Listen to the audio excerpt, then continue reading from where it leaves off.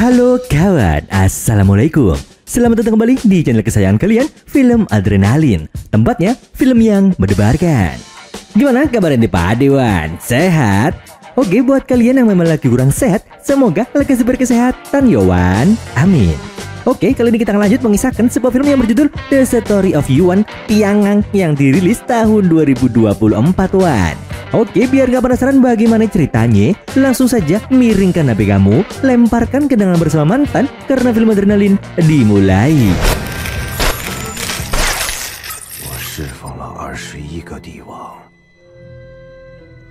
Pada suatu masa, hiduplah seorang asasin yang dikenal dengan nama Yuan Tiangang.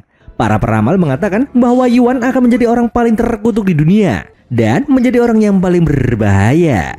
Konon katanya, siapapun yang berada di dekat si Yuan pasti akan metong dengan mengenaskan.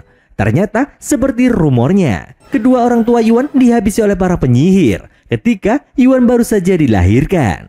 Oleh sebab itu, semua orang menganggapnya sebagai pembawa sial. Dan yang lebih parahnya lagi, para penduduk desa juga mengusirnya dan mengucilkannya ke tempat pengasingan. Beruntungnya, Paman Yuan selalu hadir untuk melindunginya. Namun, menurut si Paman, Yuan bukanlah anak terkutuk, melainkan anak titisan surga. Akan tetapi, kepercayaan sang Paman itu salah besar. Karena pada saat usianya 15 tahun, bocil ini malah ketiban apes, yaitu sakit parah. Sayangnya, ketika dia sedang dirawat, sang Paman dan teman-temannya dibantai oleh para penyihir jahat.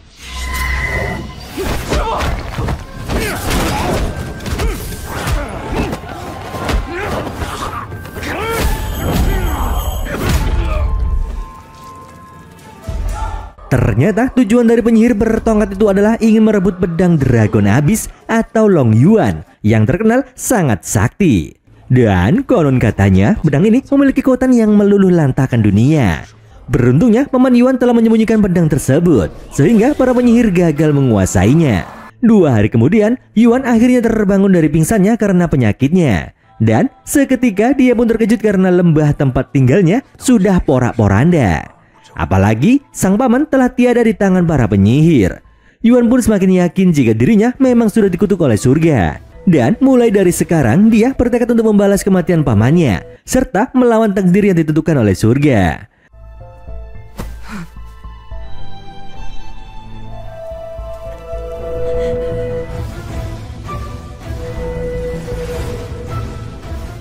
Sejak kejadian itu, Yuan menjalani hidup menyendiri tanpa ditemani seorang pun. Tapi pada suatu hari dia menyadari sebuah kekuatan yang ada pada dirinya.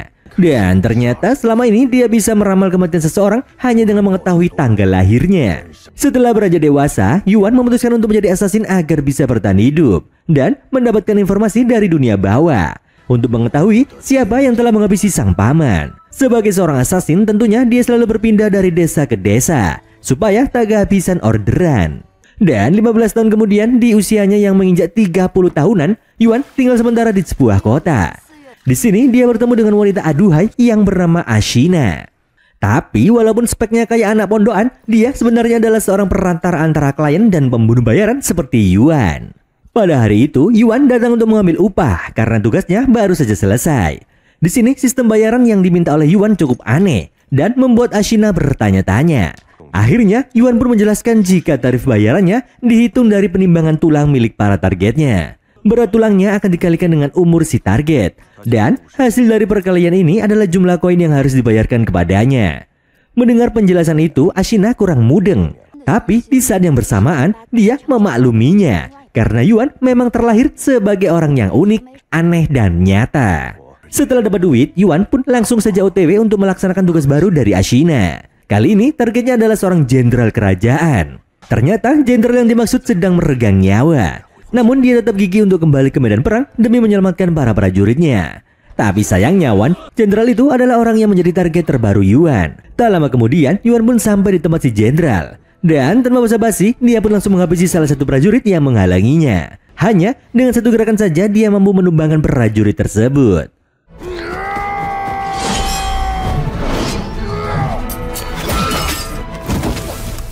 Si jenderal pun tak berdaya di hadapan si Yuan. Sebelum melakukan eksekusi, Yuan sempat bersimpati terhadap kondisi sang target. Akhirnya, Yuan pun menawarkan 2 pilihan kepada sang jenderal. Yang pertama, si jenderal akan koin di tangannya. Atau yang kedua, si jenderal harus pergi untuk menyelamatkan prajuritnya. lalu koit di medan perang. Mendengar hal itu tentu saja si jenderal memilih yang kedua, karena bagaimanapun juga dia ingin menyelamatkan anak buahnya. 你到底是什么人？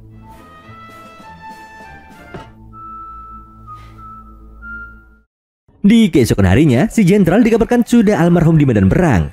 Dan tak butuh waktu lama, kabar tersebut akhirnya sampai di telinga kaisar. Menurut penasihatnya, kematian tersebut adalah hal yang menguntungkan bagi kaisar. Apalagi si jenderal berpotensi melakukan kudeta dan merebut tahta kekuasaannya. Meskipun orang itu sudah tiada, tapi kaisar tetap membutuhkan perlindungan. Oleh karenanya, dia menyuruh sang penasihat untuk menemukan pedang Long Yuan yang bisa membuatnya berkuasa lebih lama lagi. 朕的宝剑还没有。得了，钱。 Sementara itu, di lain pihak, Yuan sudah kembali ke tempat Ashina untuk menerima bayaran lagi. Sebab secara teknis si Jenderal Koit berkat pilihan yang diberikan Yuan. Setelah membayar, Ashina meminta Yuan untuk meramalkan kematiannya. Dengan kekuatan ramalan dahsyatnya, Yuan pun melihat takdir yang sangat mengejutkan, di mana Ashina akan dihabisi seseorang dalam waktu 10 hari ke depan. Meskipun syok mendengarnya, tapi Ashina tak terlihat sedih sama sekali. Bahkan Yuan, dia berusaha untuk tetap riang gembira di dekat Yuan untuk menikmati hari-hari terakhirnya. Selain itu, dia juga rajin bersedekah kepada para gembel agar amalnya di dunia diterima oleh surga. Melihat kebaikan Ashina, Yuan merasa tak rela jika wanita tersebut akan segera koit. Yuan lalu berniat ingin menyelamatkannya dari cengkeraman maut. Di keesokan harinya, Ashina pergi tanpa pamit padahal Yuan ingin melindunginya. Ternyata Ashina pergi ke tempat gubernur yang bernama Gubernur Liu. Dan tak disangka-sangka, ternyata wanita itu berniat untuk menghabisinya. Ashina mengendap-endap dengan menggunakan pakaian ninja. Namun aksinya ketahuan para penjaga sehingga Ashina pun langsung saja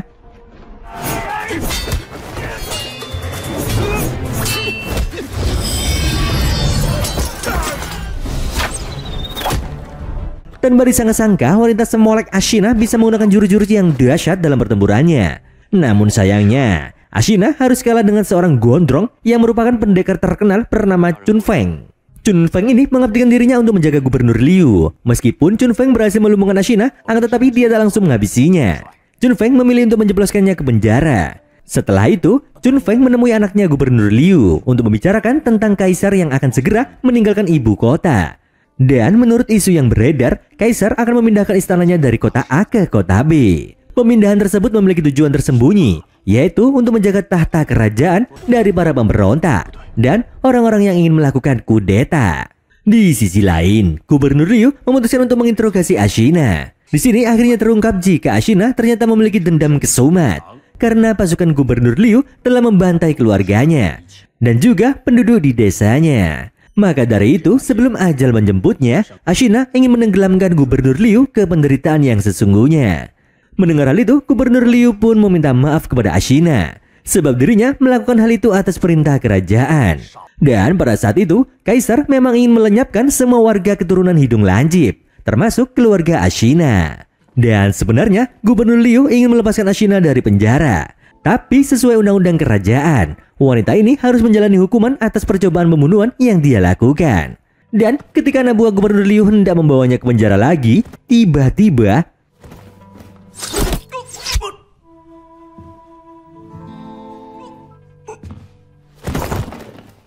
berkat jurus serangan sumpit terbang Yuan, anak buah si Gubernur Liu akhirnya tumbang.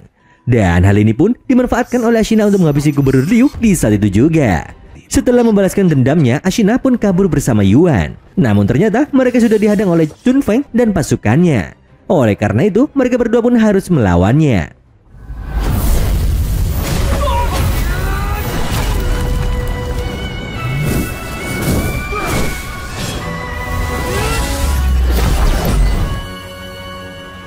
Di dalam pertarungan itu, Yuan mengeluarkan jurus andalannya, yaitu pukulan berkobar Tiangang. Tapi tak disangka, ternyata Chun Feng juga menguasai teknik bela diri yang hampir mirip dengan Yuan. Dan tak hanya itu saja, pendekar ini juga memiliki pedang Long Yuan. Dan rumor mengenai kekuatannya sangat top, sehingga sulit untuk bisa mengalahkannya.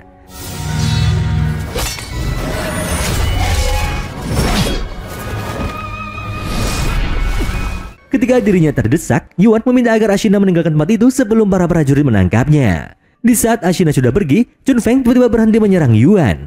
Karena ternyata Chun Feng adalah murid terbaik dari Paman Yuan yang menguasai teknik bela diri bernama Tiangang. Selain itu, Gubernur Liu juga masih memiliki hubungan dengan keluarganya. Mendengar fakta tersebut, Yuan pun langsung menyembuhkan si gubernur dari luka dalamnya dengan pengobatan akupuntur. Walaupun berhasil diselamatkan, namun Gubernur Liu masih belum sadarkan diri. Setelah mengobatinya, Yuan memutuskan untuk tinggal di sana sementara waktu. Dia ingin memperdalam informasi tentang keluarganya.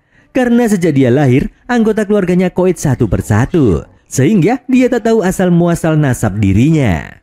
Pada suatu malam, Chun Feng memberitahu tentang rahasia kepada Long Yuan. Dia lalu memperlihatkan sebuah lukisan lama yang ternyata lukisan tersebut digambar oleh Yuan waktu dia masih bocil. Dan yang paling mengejutkan adalah dia melukisnya dengan darah dari jari-jarinya sendiri kayak orang kesurupan.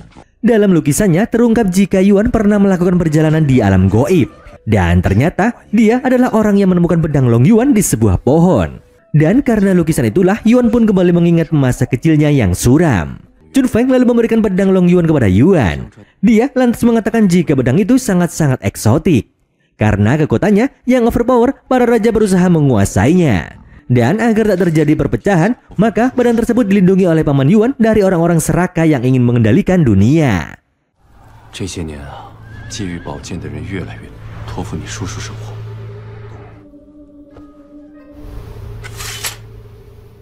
Chun Feng juga cerita jika Yuan sempat menghilang di saat para penyihir datang menghabisi pamannya, seolah-olah Tuhan ingin melindunginya dari kematian.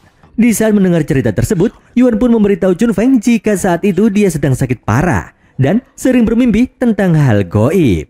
Lalu pada suatu hari dia terbangun di atas sebuah batu.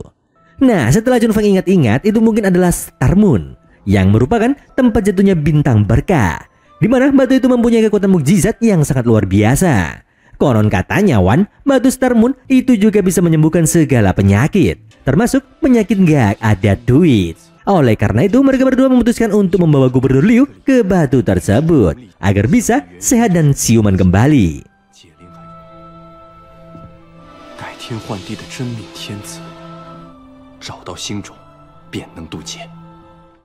Di keesokan harinya, Yuan cerita kepada Chun Feng kalau dia berniat untuk membalas dendam kepada orang yang menghabisi pamannya. Dia juga akan menyelamatkan Ashina dari kematian. Namun Chun Feng mengatakan jika dia tak bisa menyelamatkan wanita itu dari takdir yang sudah ditetapkan. Akan tetapi Yuan tetap ingin melakukannya, sebab dia percaya jika takdir bisa dirubah. Di sisi lain, ada seorang penyihir kerajaan bernama Hartono sedang merencanakan sebuah kudeta. Selain bekerja di kerajaan, dia juga merupakan anggota dari sekte gelap nan sesat yang terkenal karena ilmu-ilmu santetnya.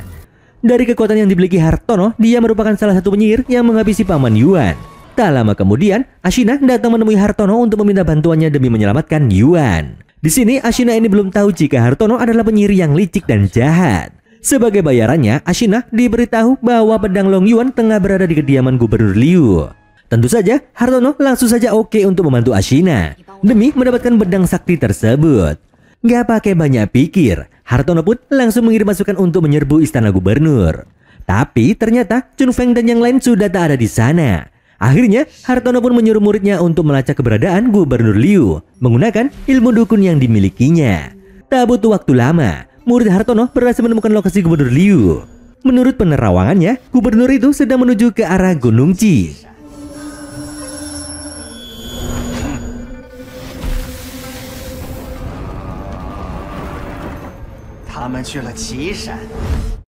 Chun Feng dan yang lain ke sana untuk menyembuhkan Gubernur Liu dengan ditaruh di atas batu Star Moon. Nah, namun anehnya Wan, dia tak kunjung sembuh padahal menurut ramalannya Gubernur Liu akan sembuh pada hari itu. Di saat sedang menunggu kesembuhan si gubernur, mereka justru kedatangan Ashina, Hartono, dan pasukannya. Ashina tampak kecewa banget kepada Yuan yang telah bekerja sama dengan Chun Feng untuk menyelamatkan Gubernur Liu. Ashina dengan marah langsung meminta Hartono untuk menghabisi mereka semua tanpa terkecuali. Dan akhirnya pertarungan dua pihak pun dimulai.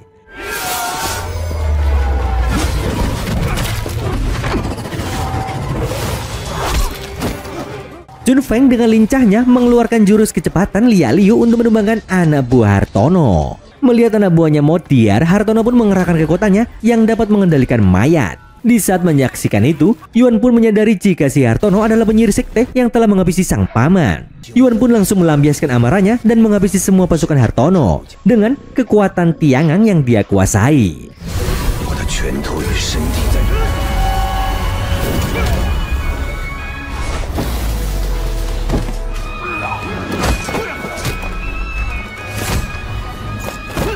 Setelah melihat kemampuan Yuan, Hartono terlihat ketar-ketir dan memutuskan untuk menghabisi Yuan sebelum kekuatan aslinya keluar. Sedangkan di hati Ashina, meskipun sempat marah, tapi Ashina tak tega jika Yuan koin di depan matanya. Alhasil, dia pun berusaha untuk menghalanginya. Sementara itu, Yuan dan Chun Feng keteteran karena Hartono menghidupkan semua pasukannya menjadi zombie. Dan yang lebih edannya lagi, mereka tak bisa koin dan selalu bangkit meskipun dihajar beberapa kali.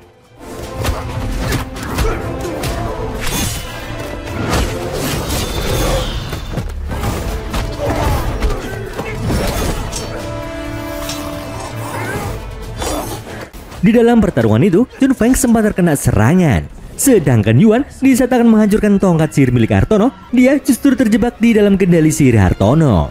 Sehingga dia tak bisa berkutik sama sekali. Melihat hal itu, Ashina pun langsung saja menebas tongkat Hartono dan mengagalkan kendali sihirnya. Tapi sayangnya Wan,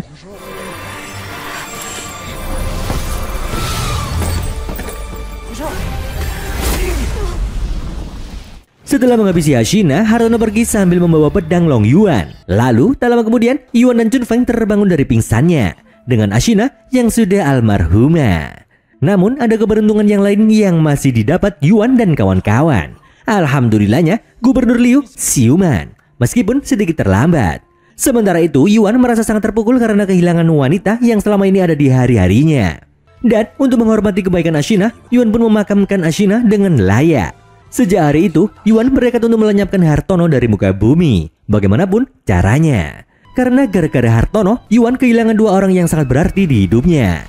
Di waktu yang sama, Hartono memperlihatkan pedang Long Yuan kepada papanya, yang adalah penasehat kaisar. Akan tetapi, Papa Hartono berniat menyerahkan pedang tersebut kepada kaisar. Tentu saja, Hartono tak setuju dengan rencana sang papa. Sebab tanpa pedang tersebut, Hartono tak akan bisa merebut tahta kerajaan. Dan karena ayahnya terlalu setia kepada kaisar, Hartono punya rencana lain untuk ayahnya.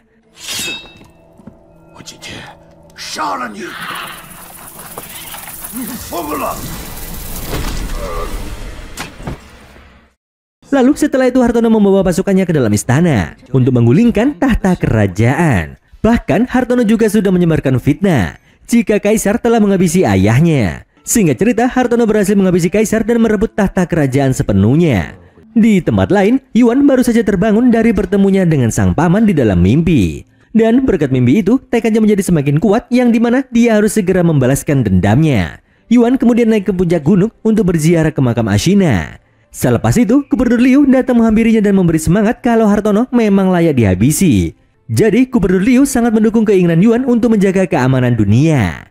1 bulan setelahnya, Gubernur Liu mengerahkan pasukan pemberontak untuk meruntuhkan kekuasaan Hartono.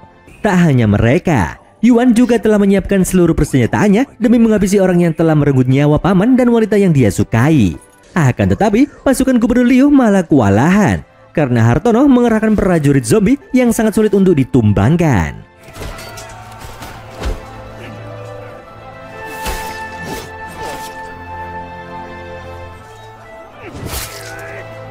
Oleh sebab itu, Yuan segera menuju ke kota dan membantu pasukan gubernur. Gara-gara perang tersebut, banyak prajurit Gubernur Liu yang tumbang dan terluka. Meskipun begitu, Chun Feng meyakinkan Gubernur Liu untuk tak patah semangat. Dan bagaimanapun caranya, mereka harus bisa menumbangkan kezoliman Hartono. Di sisi lain, para pejabat istana sedang melakukan pesta perayaan atas dilantiknya Hartono sebagai kaisar baru. Di dalam pesta itu, mereka semua terlihat bahagia tanpa memikirkan nasib para rakyatnya. Begitu juga dengan Hartono. Dia memandang sebelah mata kepada pasukan Gubernur Liu yang tak bisa mengimbangi ilmu sihirnya. Kemudian si Hartono berencana untuk melakukan korupsi agar bisa memiskinkan daerah kekuasaan Gubernur Liu. Dan jika rencana itu berhasil, maka bisa dipastikan cepat atau lambat semua warga di sana akan kelaparan dan kemudian wafat. Di saat para pejabat sedang bersenang-senang, pasukan Gubernur Liu diam-diam mendatangi ibu kota. Sedangkan dari tempat lain, Yuan juga sudah sampai di daerah sekitar istana. Lalu kemudian Yuan langsung saja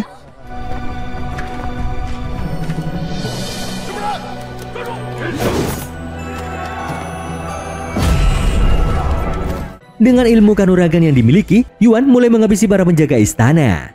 Setelah mengalahkan semua para penjaga, Yuan pun masuk ke ruangan pesta dan tanpa banyak bicara dia langsung mengobrak-abrik dan menghabisi seorang pejabat korup yang berusaha untuk melawannya. Setelah itu, Yuan menantang duel Hartono secara jantan. Akan tetapi Yuan sebelum memulai pertarungan, Hartono malah menghabisi seluruh pasukan kerajaan. Dengan meninggoinya para pasukan kerajaan, Hartono lalu berusaha membangkitkan mereka sebagai zombie. Dengan begitu, dia punya banyak kekuatan dan bisa menghabisi lawannya dengan mudah. Akan tetapi, Yuan sama sekali tak gentar dan langsung saja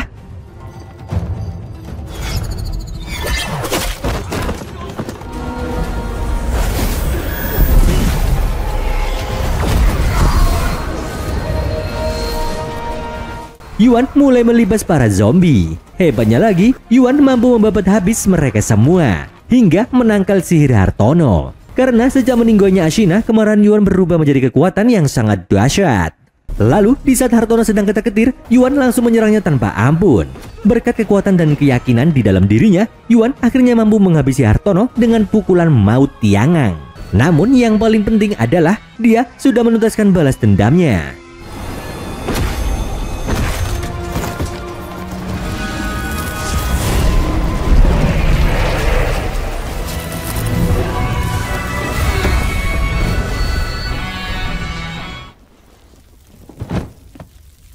Melihat kehebatan Yuan, seluruh pasukan istana pun menunjukkan tanda menyerah. Kemudian dengan gagah Yuan berjalan di tengah pasukan istana sambil menenteng kepala Hartono. Setelah memenangkan pertarungan itu, Yuan jatuh pingsan dan kembali bermimpi. Di dalam mimpinya, Yuan bertemu dengan arwah Ashina. Ashina lalu berpesan agar Yuan menjalani hidup dengan baik seperti manusia pada umumnya. Selain menyampaikan pesan, Ashina juga memberi Yuan hadiah sebagai kenang-kenangan.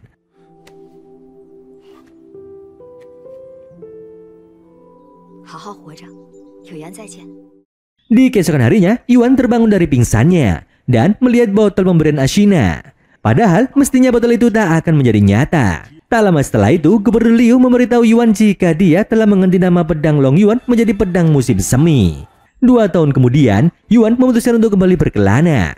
Dan kali ini dia berencana untuk pulang ke tempat tinggal lamanya dan memulai kehidupan yang baru. Sesamanya di sana, Yuan memperbaiki lembah itu menjadi tempat tinggal yang lebih layak. Namun, setelah tinggal di sana selama bertahun-tahun, Yuan masih sering bertemu sang paman dan juga Ashina di dalam mimpinya. Bahkan di saat dia sudah tua pun kedua orang itu tak pernah hilang dari mimpinya. 200 tahun kemudian, Yuan masih hidup dengan penampilan yang berbeda, di mana dia menutupi wajahnya menggunakan topeng. Dan pada saat itu, dia sudah dikenal sebagai master pedang musim semi yang sangat dihormati. Kini Yuan tengah melakukan perjalanan untuk mencari seorang pendekar yang bisa menggantikannya sebagai pelindung pedang musim semi. Kata si Yuan, dia mau rehat karena filmnya udah di end. 如今，真要你为他寻得下一位主人。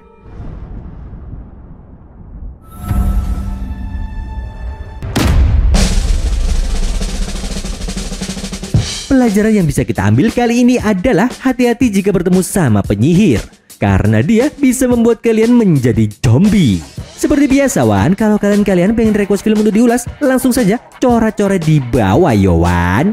Akhir kata, mancing ikan sama denada. Momen mau makan and dadah.